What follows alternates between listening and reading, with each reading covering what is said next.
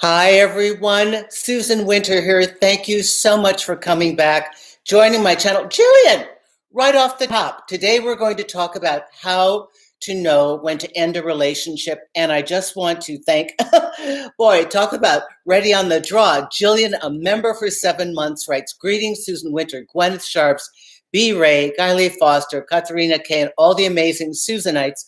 I'm so happy I could make a live, and I can't wait for this topic. I used to drag things out, LOL. Who didn't?" Hi, everyone. Susan Winter here. Thank you to my wonderful Gwyneth Sharps and B that are my moderators and keep this a safe and loving platform for everybody to participate. Today, I'm going to talk about how you will know when it is time to end a relationship. And I'm going to shoot it from a couple of different angles. One is when you have decided there's enough material that you know you need to end it for your own benefit. And the other is where you have enough of the information I'm going to talk about to realize that actually you need to pull out because they have already ended it with you, or they're in the process of ending it for you, or it's over, or for you as a couple. All right. So thank you all. And please, if you like this channel, subscribe, tell your friends. Love my YouTube members that come back every week and support the show. And let me begin with what this is all about. It is hard, as we have just heard, okay? It is very hard to oftentimes end a relationship. To be honest, in this current time period, it's so hard to get into one that you're reluctant to leave one. And many people have a greater fear of being alone than they have of the potential of being happy, either securely single or securely single until they meet somebody that makes their life better. So many of us will compromise downward to have a mate.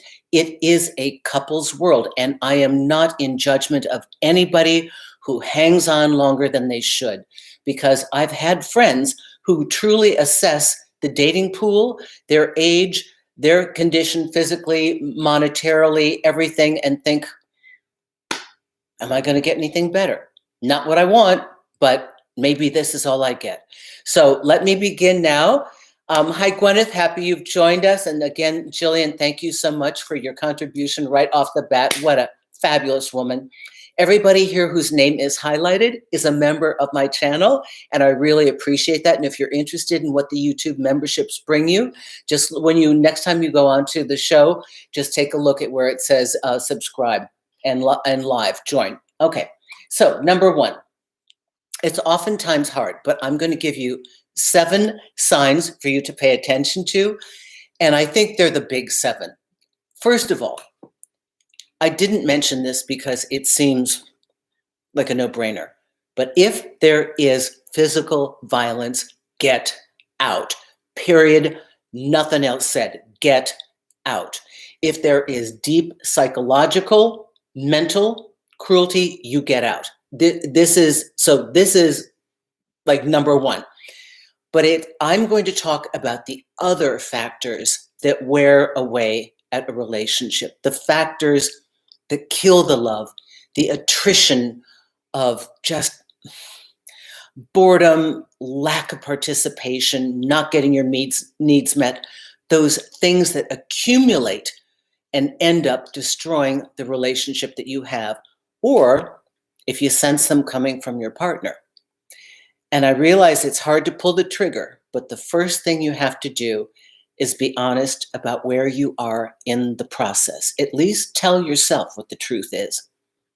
Adjust to that, let it settle, recalibrate to that reality, and then consider carefully your exit policy, how you're going to exit. Your exit strategy is important. Okay, number one, your partner is no longer working with you, right? And by the way, Katharina at the very beginning said, does this apply to friendship too? Yeah, it really does. These are the basic steps that let you know that whatever you've got, it's not working because they're not working it. There's not enough of an incentive for the two of you to work. Maybe you're the one doing all the work. Okay, so your partner is no longer working with you. right? Bubble said, so my body was physically telling me to end it, and so glad I ended it following my gut. Okay, that is another indicator. Many of you are very connected to your body, to your energy, to your spirit, and you feel something drained. I'll talk about the different levels of that. So remember, partnership is two people. And so in my first commentary here, having a partner who no longer works with you means you are in basically a dead relationship. You are doing all the work. Do you feel like you're making all the dates, making all the connection, making nice to keep them happy, adjusting everything to them, walking on eggshells, anything like that? Your partner has so given up trying to please you, they're not even trying anymore. You are doing all the work. That is a time that honestly, you should stand back and say, why am I here? Partnership is partnership. The partner that we bring into our life is supposed to take a life that is functional and happy and make it even better. Be with you in the good times and the bad times. And if they're not trying at all, they are a selfish partner. They do not deserve your time and energy. And by the way, if any of you have a question, I'll grab a few as I can, but write it in super chat. And by the way, there were 2 messages that came in last week that sometimes with the influx of me talking and answering questions here I missed. They will always be pinned at the top of the replay so that your question will have been answered. Okay, so 1, they're not working with you. Got it? Okay, any questions about that? Tom Smith, hello, my queen, anything for you? Where can I find the super chat? Nicoletta, it should be at the bottom and it's got a little US dollar sign on it. And I believe that's where you do it. I don't super chat myself, so I can't really tell you. Gwyneth can help you. SL says, your videos are like therapy for me. Thank you, Susan. Hopefully free therapy. I think that information that's real and good and true should be shared. I love this. I watch your videos even though I'm married. Oh, SL, this is fabulous. Thank you for that. And even with Jillian here, there are many people who come back and they come back to the show because they watched it at a time that they needed some information or help communicating. I try to give you tools that are usable in the real world. I don't want to give you airy-fairy stuff. I don't want to give you just philosophy. I don't want to rant against the opposite sex or the same sex. I don't want to do that. I just want to give you tools to diplomatically, tactfully, consciously move from point A to point B in the best way possible. Okay, so here we go. A partnership is a partnership. Well done, Susan. Thank you, Katarina. And Katarina, this does apply to friendships. Okay, so your partner is no longer working with you. Ask yourself honestly, who's doing the work here? Right? Is it just you? Not the way it's supposed to be. That means they have given up on the relationship. SL writes, thanks, Susan. Yes, I'm here to be a better communicator and improve my marriage. That is unbelievable. And I was just about to mention you, Zen Maiden is back. Zen Maiden, one of our happily married ladies. Very true, Susan. As you know, your advice is helpful regardless if married or single. Thank you, thank you, thank you. Okay, that's number 1. 2, you're falling out of love due to attrition. And attrition is like where the water just wears away at the rock, you know? You have fallen out of love with your partner. Now, people get married, oftentimes lust, sex. The first, oh my God, the connection, you know, all that. Oh, the sex is amazing. And sex with the same person, after a while, you know, you kind of know everything there. It takes a lot more work. Sometimes the lust dies down and people discover, whether they're dating or they've partnered or they're living together, or maybe they get married. They're like, wow, I really can't talk to them. Wow, you know, we don't have anything in common. I mean, you start to see beyond the physical or beyond, or maybe you thought they were going to be something, but the relationship starts to dry up like a plant that hasn't been watered. Now, I think the real reason for attrition is resentment. Resentments will kill a long-standing relationship because resentments are things that build up and build up. And maybe those of you who were playing nice and tried to accommodate your partner and be a great partner and do everything for them and do all the work, you're just so exhausted at this point and they're not helping you. And you're so resentful of being unappreciated, ignored, taken for granted. You know, people need words of love and acts of service and all the 5 love languages things. I mean, we really need it. So take a look at that. That is the attrition that happens. People realize that they have an affection for each other, but they are not in love with each other. So this is where we start that slow, boring march to the finish line, wondering always, you know, should I do it this year? No, I'll do it after the holidays. Well, then there's another holiday. I had a friend that was always going to break up after the holidays. There are so many holidays. There's Thanksgiving, there's Christmas, there's New Year's, Valentine's Day. She even counted St. Patrick's Day. Then she couldn't break up because it was 4th of July. I'm like, the guy's been gone for ages. Well, I mean, he barely comes around to see you. Why do you think you have to do this big effort to break up? Okay, so that's that. All right. Number 3, and this has to do with communication for all of you. There are unresolved conflicts. The communication has broken down. Let's see, Nafthusa, $5. I've noticed that a lot of men are in standby relationships until they become successful and suitable for women they want. Leave if you are on standby. Okay, this is very good. This is a situational conversation. And this is, I wasn't going to go here. I was going to go for some very basic ones, but I'm going to honor this. And thank you so much. I don't think women realize, and other guys that are dating men, how profound a sociological impact it has been for the male to be the provider. I do realize in the 21st century, you could be out earning your partner. But if a man cannot find a reason that he feels needed in this relationship, he will not feel that he's ready. There are men who just are not ready because they don't want to settle down. They don't want to pick one person. They've got FOMO. Okay? But then there are men who will date everyone casually and maybe even have a girlfriend, but she's just temporary because they are waiting in their mind to be ready. And it's not about being emotionally ready or committed ready. It is about being financially ready. And that is a very good point. So if you feel like a relationship and marriage is way, way off for your guy, he could be just marking time with you. Nicoletta N, €5 and 15, €5, 99 things, cents, whatever. Thank you so much. Pence, I don't know what you call it, $5.99. Thank you so much, Nicoletta. So nice to have you here. Thank you, thank you, thank you. Okay, so we went over, let me go back to communication now. Thank you for your contribution. I really appreciate it. Communication is the thing that will keep you together, and without it is the thing that will not allow you to get to conflict resolution. When a couple cannot get through their issues, it builds resentments. That's a killer.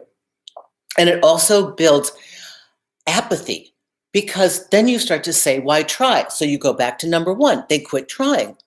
This is what happens when we can't work our way through. And it could be as simple as the fact that you need to speak up and tell them what you want and need. And if it blows the relationship, well, you're not getting what you want. It's going to die anyway, or you're going to suffocate within it. So the communication and conflict resolution is an integral part of a long-standing relationship, or any relationship, friendship of quality. We need to establish, okay, Susan thing, we need to establish ground rules that it is okay to talk. I have been in no-talk relationships, that's what I call them. We don't talk about it. If we don't talk about it, it doesn't exist. But I feel it. It's eating away at me. It's not getting resolved. It's killing my incentive to be with you. It's killing my love. It kills the sex drive. It kills the happiness. You no longer laugh. You are irritated. You're angry. They can do the least little thing and you're pissed off because there's so much that's accumulated. So I urge all of you to really work on your communication skills, to tactfully express what you want and need. And I will be continuing I have this big course that I've taught, and some of you had been in it. It's about how to make love work for you. And one whole segment, half of the class was how to communicate.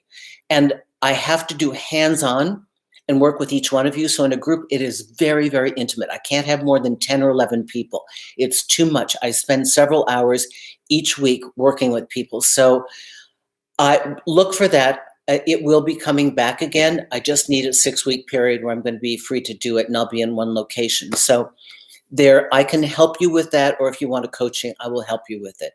Because framing what you want to speak, it's a formula. And once you learn the basic routine, then you can do it without me. And I think that that's important. Okay, so communication is a really big thing because you get tired of arguing. Arguing is exhausting. Having things left unfixed is exhausting. Now, let me see. There might have been more things that have come through here. Oh, Susan, please don't click the wrong button and have something weird happen. That's all I know. Sometimes I click the wrong button. Okay. Okay, you're all talking to each other. I feel like it was easier ending relationships when I was younger. Now I find it really hard to let go since it feels like the dating pool has shrunk. The people in the dating pool that want a relationship and know how to create one has shrunk, only because of a lack of brilliant communication, which is why I stayed too long. Many of us stay too long. I've stayed too long. I stayed 10 years. Because it wasn't bad, but it wasn't good. I mean, it wasn't terrible at all, but it wasn't brilliant. It was whatever. And I picked a time and a place that was more convenient, and I gave my partner ample time. And I voiced for a period of years. I was younger, so I was far more patient. As the sand tends to run out of the dial a little faster, you will find that you speed up the process. Actually, it's it's the opposite, right? Carrie Photo, how are you doing? Susie Sunshine. I'm single and I really love your videos. Thank you so much for sharing. You are welcome. Okay, number 4. You've grown apart because of changing values. People change. And it is difficult to know upon selecting a partner, can they really go the distance with me? This is why, not as a rule, but it tends to be more the case that people who partner or get married older in life know more of who they are and have gone through their life changes. And the values that may have been important to them in their early 20s are different than mid 20s, are different than early 30s, are different in late 30s and 40s and above. You pretty much settle in to knowing who you are and what you want as you mature. So your lifestyle may change, your values may change as far as how you want to live your life, where you want to put your time and energy, and your interests. If a couple is too different without any coming together point to unite them, they will just grow apart. That is normal. So if you founded your relationship on, my partner is a spiritual person, and our thing is we go to church or we go to whatever, we meditate together. And that's one of those strong bonds that drew you to them. If they quit that, decide, I think I actually want to be an atheist, or they love to travel and now they're a homebody. Whatever it was that was one of the perks for you being with them that you considered in your lifestyle or your values. What if you agreed to monogamy and they're like, hey, I kind of think I want to do open now. You're like, oh, hey, hang on there. that was not the agreement, okay? So we need to really talk about this. So if the values, if two people grow too far apart without a desire to come back in, so it's this. This is the ultimate relationship. And don't fear private time and apart if you are coming back together. In a long-standing relationship, separate vacations, separate experiences can reignite a person, but there has to be trust. If they know that they have the freedom to come back and that they can bring back exciting information and share with you, that's beautiful. But there has to be trust. It's like we just know there are certain things. I know these great guys, and there are certain things that they say, like, I work with this young kid. He's 26. He's married. His wife's a little bit older. And he said, I don't go to clubs alone. I could, but I don't want to because I'm married. Like, what am I doing at a club? Like, what's that all about? But I mean, each person, they have a value system. And as long as those value systems are the same, maybe you and your partner are open.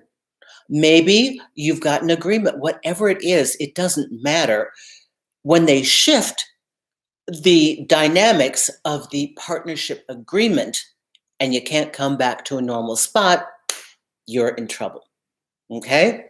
I'm going to take a break. We only have 3 left. So I'm going to look at your questions here. Okay, Jillian is advising. Good for you. Time is precious. Energy is too. Can't get a refund on those or your peace of mind. Choose wisely. Aura, appropriately named. I love this. Let's see who else is in here. Kylie is writing everything. Oh, they're talking about somebody who's hanging in there desperately. Hi, Susan. I made it. Talia says, thanks for the topic. I hope we can also talk about how to choose the right relationship for us. Well, that is actually very simple. You have to know what you want to experience. Not the height, not the nationality, and probably even be a little goosey on the gender. I mean, you just don't know what your package is going to be. Or if none of those work for you, but at least figure out, imagine what would make you happy, what lifestyle you want, and be realistic, okay? I mean, we can't import a mate to do all the work for us, all right? But imagine the qualities. I believe if you start with qualities, like for me, an inherently good human being. Number one, inherently good. Couldn't be a dick if they wanted to. Maybe be tough and let people know there's a line and back themselves up. Not a wimp, not a pushover, but a conscious, thoughtful, kind human being by default. I don't want a guy that's got to try and be good. You get somebody who's a good human being with good values and thoughtful and aware of the fact that there's another person, not just their needs. You're going to start with good material, okay? Far too many of us want to fix the wounded animal. Lovely, lovely work in a shelter, okay? Do social work. Do something where it's your career, but when you come home at night, if you got to fix somebody that can never get up and running, you are going to be doing all the work and you're not going to feel fulfilled, okay? So that's it. Now we're moving on, all right? Okay, now number 5, actually. Neither one of you lack the incentive or the interest to continue. You've just come to the end. And we have to understand that we are not living like pioneers. My cousin is staying with me, and we were talking about this and why relationships have become a little daunting as far as longevity nowadays. But we have so many choices, and we travel the world, and we have a global option, not just the 5 people that were available in our little village. And we needed one for survival, and it's what one did, and nobody asked that you don't. I mean, it's just what one did. So the world has changed dramatically. But when 2 people just have fulfilled their cycle, we have to understand that there may be a greater dynamic at play here. There may be the reality that you were meant to join to create beautiful children. And basically, that was the contract. And when you were done there, now you're going your separate ways to fulfill another aspect of your life that is not preferable with that person. And both people are like, can we be real here? Let's talk. Okay, so it does happen that relationships come to a natural ending. That you've done all the things I'm talking about, that you've tried to correct it, you've done the communication, you've tried to grow together and separate and become different people and come back new and see something new in your partner, but it's just, it fulfilled its purpose and it's okay. It is not about longevity. Longevity is great if longevity is filled with quality and peace of mind and partnership. But to just have a long-standing relationship, just to have it, I mean, years ago we gave you a badge for that, but I'll never forget my then boyfriend's mother had a chronically philandering husband. And I remember her complaining, saying, I don't want to throw away 20 years of a marriage. And I thought, well, I don't know, you call that a marriage? She just didn't want to be alone. And I understand. Okay, what do we have here? Let's see. Who is this? Farzana Ali, 599. Thank you, thank you, thank you so much. Do you have a question for us? I do appreciate the contribution. I will look for it. And again, like I said at the top of the hour, if I don't catch it and you have asked me a question, I will pin it to the top of the next page or when this goes live. All right? Okay, thank you so much. All right, now let's go on from here. 6, you feel disrespected and unappreciated. That is mental and emotional neglect. That means they're not doing their side of the bargain. I have a lovely client who took one of the group classes with me. I love this woman. And she's a non-entity in her relationship. I mean, and she knows it. But I'm not in judgment. I know that it can take some people a while to leave. You see it, you feel it, you complain, you struggle with it, you cry over it, it doesn't get better, and you hang on, and you hang on, and you hang on because you've been there so long. This is your reality. And you don't know how to go on from here. And at this point, you're getting older, they're getting older, and you're kind of looking at the world and going, well, I don't know, is there anybody else after this? Maybe not. So that's a difficult predicament to be in. Nafusa, $5. Thank you, my dear. Again. Men I meet don't seem to know what they're looking for and are combative and aggressive. My God, wow. The last phone date ended in him calling me white privileged. God, Lord. Oh my goodness. I would love to meet you in person one of these days. I got to see what's going on. I've been hearing all this for so long. If I'm ever in your city or you're in mine, I would love to connect with you and figure out what it is.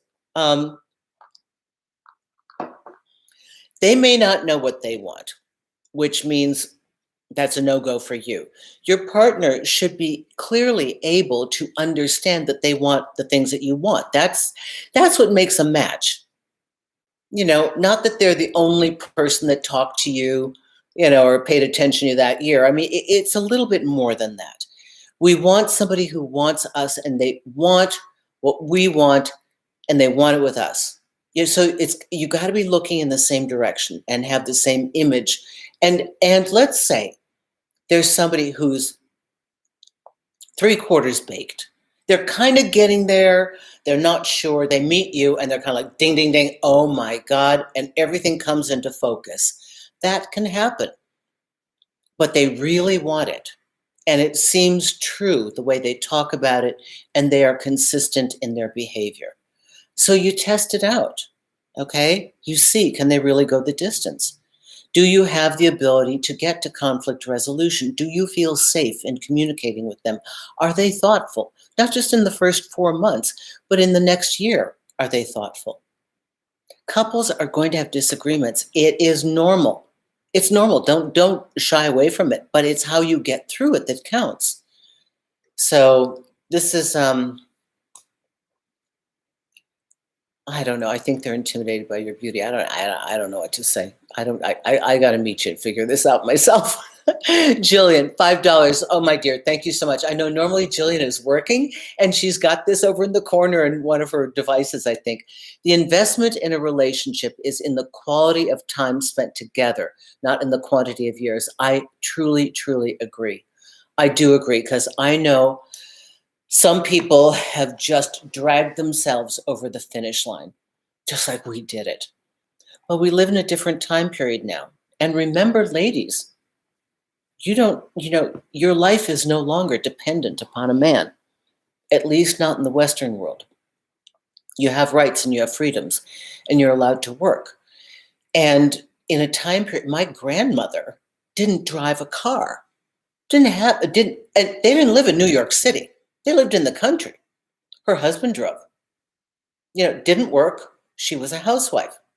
That's what one did. There wasn't like, oh, do I want to be married? Oh, do I want kids? Oh, do I want to be a stay-at-home mom? It was just like, that's what you did. You're a female. That's your job. That's it. Okay, Zara, what do we have here? 35. Oh my good. Zara, the peach. Oh, wait, Zara what is that? I don't know where that's from. I'm so sorry. Thank you so much. I know that that's a payment from another country. Thank you so much. So in love with a man that has absolutely no sense of EQ. How do you make it work with a guy like this? I feel so empty. Okay, the peach. Okay, you do know the answer is in the question, right? You didn't realize that he's like kind of emotionally constipated? You didn't realize that? I mean, he's probably hyper intellectual. Maybe he's even got a little bit of Asperger's. He's probably wildly successful in some incredibly precise field that's very, I don't know, analytical, mathematical, scientific. Do you know how to interpret his moments of affection toward you? One, are you in a relationship with him? Two, is this your partner? Three, have you got a title? Or are you just having crushing on somebody? Because I don't know that. And I know there's not enough room for you to tell me everything. But oftentimes I have people write me and they're like, so I'm seeing this guy. And it's like, well, what is that? You got all these parameters for what they have to be, and you don't have any kind of structure that it's in. So maybe you're in a relationship. Maybe you're sleeping with somebody. Maybe you're trying to develop it. You can start the ball rolling. You can begin to speak in a language that illuminates how to communicate to your partner. If you know that your partner doesn't communicate emotionally, do they do things for you? Could you be missing one of their love languages? Do they go and fix something, make a phone call for you, fix your computer, do something where you didn't read it because it's not your language? Because a lot of people only read the language that's theirs, okay? So my partner, Nika Winter, being part sled dog, and she's over on one of the chairs surveying all the beautiful scenery outside. Her love language is PLAY, play, with the BALL, hashtag must love balls. That's in her dating profile. Play all day long. She could play. She heard the word. And my love language to her is kissing her and hugging her, and she tolerates it. And now she's kind of adapting to it. But then I have to think, if I want to show her that I love her, I got to play with her. Okay, now the same would be true with a man or a partner that I would have. How do they need for me to express my love to them? And am I doing it in the same language? It might be worth thinking it through. I have had, I call him the accidental boyfriend, but I had a partner, a romantic partner that we did not want to be in a relationship. He was leaving, trying to get a job and leave New York City, and was only there temporarily and didn't want to begin something. And I was at a point that I wanted to date, I wanted to date. I wanted to be sexually exclusive, but I didn't want to be tied into a relationship. Anyway, we ended up caring for each other much more than we intended to. And I remember that he suffered from Asperger's, and I didn't really understand what that was. But he spoke. They called him Il Roboto in my building because he was like robotic a little bit, and he's highly intelligent, and he's a PhD in math. And so there was a difference in communication, but we found some places where through cinema we could relate and talk about things, and through our day-to-day conversation on dating and things like that. So we found a language together. This was not the best partnership for me, obviously. And when he moved abroad to go to work, I did not go with him. I wanted to stay in America. But I know that you have this situation, but if you have somebody that has no EQ, I have to say, so why him? Really, why him? Just saying. And I thank you for your contribution. Wait, thank you for your contribution. I love what Jillian said here. Okay, I hope I didn't miss anybody along the way. I hope that answers you, the peach. Let's see. You're all talking to each other. You're all helping each other. Let's see. All right. So emotional and mental neglect, that is unacceptable. You are not in a good partnership. If it is their default, be very careful when you begin to date them. If you start to see signs of this, you're looking for a good person. Look for a good person. That's 98% of it, okay?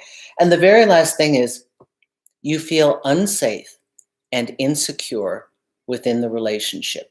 And that means there is psychological abuse. Now, this applies to narcissists, control freaks, anybody who gaslights you or wants to play mind games with you for control. They are the weaker of the two of you, though you may appear to be weak, but understand they need to control you because they're terrified of love controlling them or anyone controlling them. And in a case like this, I think that you are in very unhealthy terrain, and you should proactively leave. Do not accept narcissism. Do not accept mental cruelty by keeping you feeling insecure or inadequate. You know, the people that bait you with the fact that there might be somebody else around the corner who's interested in them, the people that keep, making you feel insecure or tearing you down or talking horribly about you in front of you or to others. This is not a partner. This is not somebody you want to be a partner. Okay. Giving you the 7 things. How do you decide? Number 1, see it for what it is. Quit sugarcoating it. Quit living in hope that one day they'll change. If these patterns are chronic, accept it. It is what it is. Quit lying to yourself and sit in that realization. Step 2, before you leap, unless there's violence, before you leap, get an exit strategy. Think it through. Be strategic. If you're living together and you're already seeing this relationship crumble, start looking for an apartment. Set yourself up. If your name's not on that lease, you better back yourself up. Who could you stay with if you have to leave, if it gets bad? If this person is nasty when you try and break up with them and let them know, sort things out, start to pay them back if you've taken money from them. Do everything you can do to prepare yourself for an exit.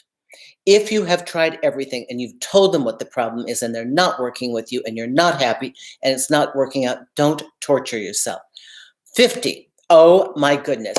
Jan, haven't seen you in ages here. Welcome back. Oh my goodness. Thank you so much for this. Dear Susan, I kept my dream and found a great match for me to share that dream with the same values. Thanks for all the great insights. I got engaged. Whoa! Whee! so happy. Oh my goodness. So many of you I've either worked with as a client on a one-to-one, or I've known you from this, and to hear your journey and where you are now. And I thank you so much for coming back. I thank you for coming back and giving hope to everybody else. Because those of you who are out here and thinking that you're going to lose that love, I can understand it. I understand. You look at the world and you go, oh my God, everybody's failed me. They've lied to me. I've got narcissists. Nobody, I get hooked up. I get drunk, I get dumped. I don't know what's going on. I can't find anybody who's going to be honest with me.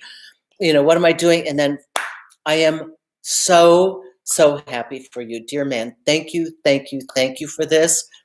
Thank you for giving all of us joy here. Now, I want you, since it is live, to ask me questions. If you've got a super chat, share your concerns. If you don't, in England, Susan, if you kiss a guy, you're official. Oh, swirl. Okay, Jan, anyway, Jan, thank you so much. Mwah. All happiness to you and your partner. Let's see. Swirling Star says, in England, if you kiss a guy, it's official. I can't wait to tell my friend. She will be on the first flight over there. She loves Brits. Well, I had a Spanish partner, and for what now? Let's see, when was that? Well, it's a while back, maybe 10 years ago. And he told me that, we always think of Spain and Ibiza and, like sexual and all that. And he said, no, actually, he said we are very passionate and we'll go to bed right away, but you're with somebody till you're not, and you're parejas till you're not parejas. So I thought that was very interesting. And in Spain, there is a very dominant couple mentality. I mean, I think some people saw this in Eat, Pray, Love. I think in the end she goes to ballet, right? And it's like everybody's a couple. There are places in the world where people are coupled. And you're weird if you're not coupled, because everybody's coupled. So it's different worldwide. The markers for what a relationship are different. Oh my God, so funny how you speak about Nika. Yes, she's got a walker in New York, and he thought she was wounded. She had a red mark here because I kissed her. I tried to explain to her she's not wounded, but thank you for telling me. Thank you for caring. Nika's my partner for now because I'm just lazy. I'm a lazy dater. I admit it. I don't want to date. When I don't want to date, I don't date at all. I am so happy working on my craft and being single. I mean, I've been loved.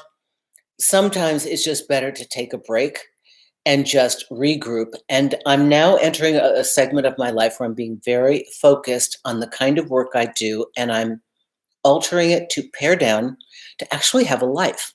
I work 7 days a week, if nobody knows, for the last 20 years.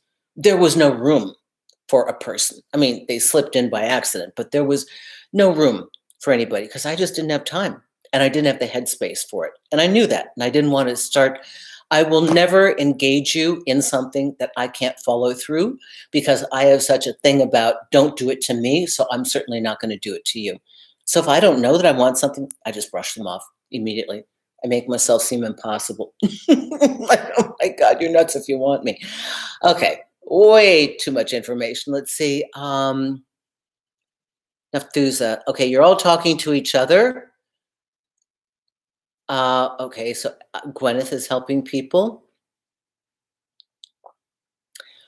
Cassie writes, while being single in your 20s, how do you abandon time stamping? Example, finding the one in your 20s so you can get married and start a family in your 30s. I don't have a problem with that.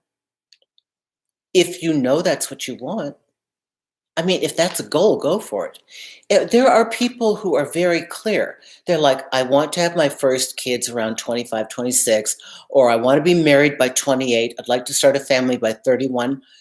There's nothing wrong with that. Just know what you want. I think the thing about youth, this was my experience. You got forever. There's this illusion that, because it seems so far away. You've just gotten over being a teenager. You're getting your first job. Everything is new. And you're cutting your teeth on becoming somebody in the world. And it just seems like forever till you have to make those decisions.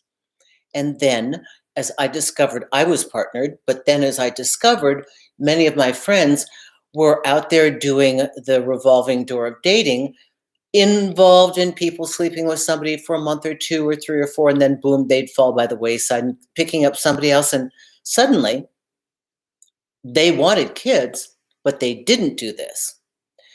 And because they didn't have a hard, clear, only letting in marriage-minded people that wanted children within a certain amount of time period, because they were not clear, they've gone a lifetime without kids. They've adjusted to it and found great lives. But can I tell you how many women I know that are maybe 10 years younger than myself that went through the dating thing that never, I think they thought it would happen, but they weren't given the tools to adequately, because they were this is the shift, okay? We came from last century. One gets married and has kids. That's the standard. It took radically being different and defying the herd to make any opposite choice.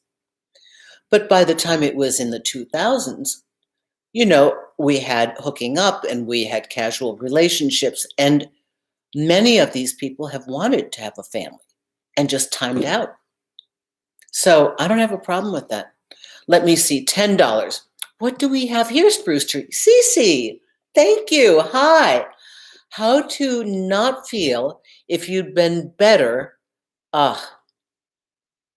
They wouldn't have done the red flag behavior. My ex dumped me, but he wouldn't wear. Okay, wait a minute. Everybody reading this is going to be as mad as I am. My ex dumped me because he wouldn't wear a condom, realized I didn't cause his selfish behavior. I communicated a lot. CC, I thank you for your $10, but I want you to go take another $10 and buy yourself some condoms. We live in a time period where we're under the illusion that everything is treatable. But, we have things coming back like syphilis. I mean, we've got VD, we've got herpes, we've got all sorts of things. And an unwanted pregnancy, by the way, depending on where you live, may just be the fate of your life now because you can't do anything about it. So if you are protecting your body and your future by having a partner put on a condom and they fight you because they want to feel good in the moment, and they will walk away if you get pregnant and then you're stuck. And then you feel like you did something wrong. Oh, no, no, no, no, no, no. Everyone has to be responsible for protecting themselves. And it is selfish. The only reason a guy doesn't wear a condom is because it doesn't feel as good. Yeah, how does it feel if you get stuck with having to pay a fine or fee or paternity for a kid? Because we can do that in most countries, force you to do it. But that alters the course of your life forever. Oh my God, thank God that guy is gone. I mean, how to not feel if you'd been better. This is not you being better. Cece, you got it all wrong. Flip that equation 100%. They weren't better. They weren't better. I mean, I think everybody's going, yeah, they weren't better. You don't want people like that. That's garbage. Oh my gosh. Listen. And when I'm done, everybody else is going to be writing you here. Okay. Because this is how we roll here. Oh my goodness. That is horrible. I don't believe that.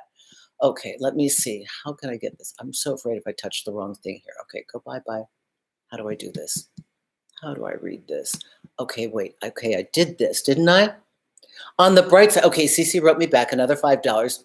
On the bright side, Condom Boy made me think a lot about babies, and I realized I only wanted kids because of religious brainwashing. Thanks. Okay. Now, if I get stern, it's to help you. Okay? But I love the fact that you found the gem in the garbage. Okay? So this is alchemy. And I don't know whether you consciously did it or you instinctively did it. But creating alchemy is a spiritual practice that can be done when you've got a really shitty situation and it just sits there and it is negative. And you can just have it sit there and fester as part of your history, or you can override that by finding a message, a learning, an advancement, a clarity, or better yet, best of all, a gift. A gift. So if this brought you clarity, if this horrific man's behavior brought you clarity, we could, and I'm being very, very, very generous here, extend it to pre-life decision. He came into your life to be a dick, to make you realize this, and that was the role he played. That's it. I played the villain. Done. I agree to do that. We don't know. We don't know about pre-soul contracts. We don't know about any of that. Maybe it's this and then it's nothing. I don't know. None of us know. We get erased. If we come back, I'm sure we get erased because people do not remember. But I'm grateful that you are so conscious and thinking about what is assigned to you because of your country, your religion, your environment, and what is your truth. Because the only thing that will make you really, truly happy is to live an authentic life, being who you are, whatever that is and however that manifests in the world. You will not be a happy carbon copy. You will have done your duty to check off the boxes. You won't be an independent thinker, and you will always be ruled by following a system that has to dictate to you how you should be rather than how should I be. So that's the power that lies in that. All right, let's see, where are we? I think there was something else that came in here. Okay, Cece, though, that's a nice little secondary note here. Okay, everyone, do you have any questions for me? I am looking for the last of your questions before I sign off. I want to encourage you. I know it's hard to bite the bullet, but I'm going to give you an assignment. Oh, Jan wrote back again. Thank you. Happy to be here. Have you seen the new Tinder swindler? Oh, yes. I do my research. And I've been listening to Scamfluencers and Queen of the Con. And I listen to my buddy Jordan Harbinger all the time because I love to hear about cons and scams. I'm from Minnesota. I was conned, and I mean, I've been the perfect patsy and victim so many times over, I can't begin to tell you. And, you know, when you don't have it in your consciousness and you didn't really see it in your family system, you may not recognize it when it's done to you. The best thing I could have done is move to New York and see all the all the posers and all the kind. But what I like about New York is they're kind of obvious about it. And yes, we all need to be vigilant. I think sometimes the double-edged sword of being highly spiritual or extremely ethical is that you are also interesting as a mark to your opposite. So we always have to be careful. And everybody queries me and they want to know, Susan, what's the one thing from the very get-go that we can know they're not right and that they're going to harm us? And I have to always remind you that we can do our best to realize the hallmarks of very consistent lies and deceit. There are hallmarks. Super charisma, if they're American, Americans are not charismatic. Mediterraneans are charismatic. Brazilians are charismatic. But, there's not a lot of charisma in America. So you find somebody way too charming, probably got a con going on. And the best thing is some of these people don't even know that they're conning because it's so part of their narcissism that you're here to serve me. Okay, we have like 15 versions of this thing, and I don't know that I can get. I don't know. I think he's got a conversation. Okay, Taylor says, how do you deal with a breakup when the two of you are from different countries? I broke up with her because of financial struggles, and she dated someone instantly. I've tried to get back with her. Not that I like the fact that when you know, first of all, it's a bit of resolution to know that you actually have a reason for the breakup. Those of you who have listened to Breakup Triage, the first step that I have you go through is find out the reason because you're always in a lack of resolution. So it's great that you know the reason, and people have different value systems. If your partner's number one lifestyle requirement is a certain lifestyle and you cannot provide it for them, why do you want to get them back? They're not going to be happy. You'll struggle a lifetime to make them happy. Um, I just there's a lot that's wrong with that to begin with. You've got two people that are not inherently on the same page. Okay, so now does anybody else have anything to ask? Last minute things.